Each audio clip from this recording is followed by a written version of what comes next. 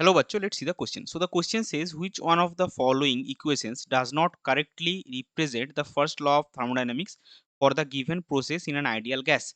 तो यहाँ पे हमको देखिए चार इक्वेशंस गिवन है।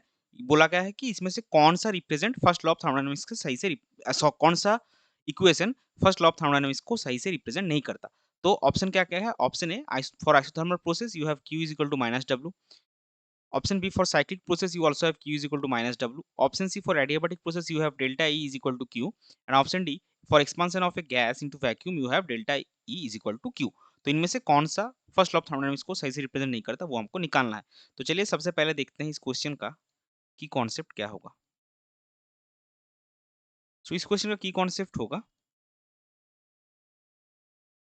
First law of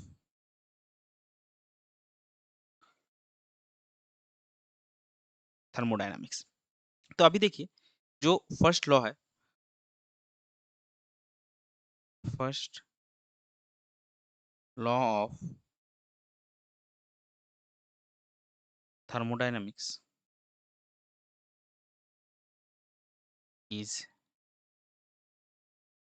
given as Q is equal to delta E plus W। अभी हमको ये सारे प्रोसेस में देखना है क्या क्या होता है, कौन सा स्ट्रिक्ट क्या रिलेशन आएगा। तो अगर आप आइसोथर्मल में जाएंगे,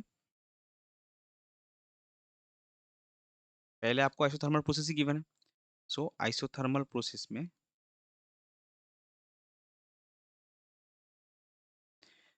आपका क्या होता है, जो डेल्टा E होता है that is change in internal energy, ये आपका जीरो हो जाएगा। तो अगर ये आपका जीरो हो गया तो Q इज इक्वल टू आपको क्या मिलेगा, सॉरी इसमें थोड़ा, ये आपका आएगा delta E is equal to Q plus W. तो अगर आपका डेल्टा E जीरो है तो आपको क्या मिलेगा, Q plus W is equal to zero, यानी कि Q इज इक्वल टू आपको मिलेगा माइनस डब्ल्यू, जो कि देखिए ऑप्शन ए में है तो ये सही में मेंशन किया गया है। अभी साइक्लिक प्रोसेस में देखते हैं। साइक्लिक प्रोसेस में भी आपका क्या होता है, साइक्लिक प्रोसेस में भी आपका जो डेल्टा E यानी कि चेंज इन इंटरनल एनर्जी ये जीरो होता है। तो इस केस में भी आपको क्या मिलेगा, Q is equal to minus W. और सी में आपका क्या है, सी में आपका है एडियाबैटिक प्रोसेस। एडियाबैटिक प्रोसेस में क्या होता है, एडियाबैटिक प्रोसेस में आपको वो मिलता है Q is equal to zero.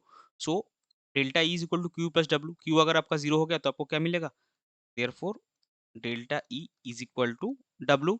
लेकिन यहाँ पे देखिए क्या क्यों ना, delta is equal to Q, तो ये आपका गलत हो गया, ये फर्स्ट लॉ ऑफ थर्मोडायनामिक्स को रिप्रेजेंट नहीं करता।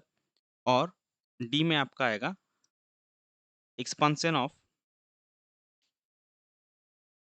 Gas into vacuum,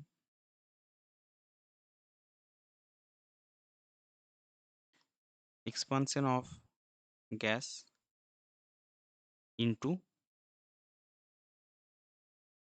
vacuum. इसमें आपको मिलेगा W is equal to zero. तो अगर W आपका जीरो हो गया तो E is equal to Q plus W आता है। तो डेल्टा E हमको मिलेगा delta E is equal to Q। ये ऑप्शन डी में है तो ये भी जस्टिफाई कर रहा है। तो मैं क्या देखा, सी में जो आपका इक्वेशन गिवन है वो फर्स्ट लॉ ऑफ थर्मोडायनामिक्स को रिप्रेजेंट नहीं करता। सो इस पर्टिकुलर क्वेश्चन के लिए आपका करेक्ट फाइनल आंसर हो जाएगा option C. I hope you understood it well. Best of luck, thank you.